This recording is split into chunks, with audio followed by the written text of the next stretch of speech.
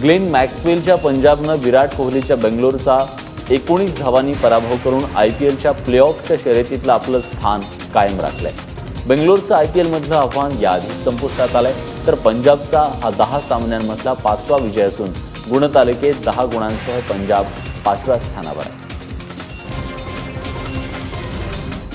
कल्याणचा power lifter Kunal पाटीलनं Asian power lifting स्पर्धेत 4 सुवर्णपदकांची कमाई केली आहे। इंडोनेशियात झालेल्या स्पर्धेत भारताचं प्रतिनिधित्व करताना कुणालनं पुरुषांच्या 105 किलो वजनी गटात विजेतेपद पटकावली।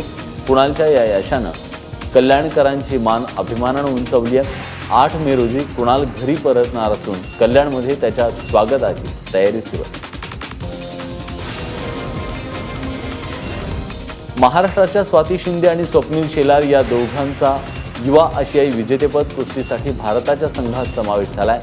चीन तैपेईमध्ये 15 ते 18 जून या कालावधीत या स्पर्धेचं आयोजन केलं जाणार असून त्यात स्वाती मुलीच्या 48 किलो वजनी गटात भारताचं प्रतिनिधित्व करेल।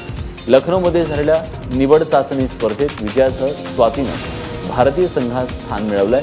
या स्पर्धेत मुलांच्या 50 किलो वजनी गटात पुण्याच्या पैलवान स्वप्नील शेलारला भारताचं प्रतिनिधित्व करण्याची संधी मिळणार आहे।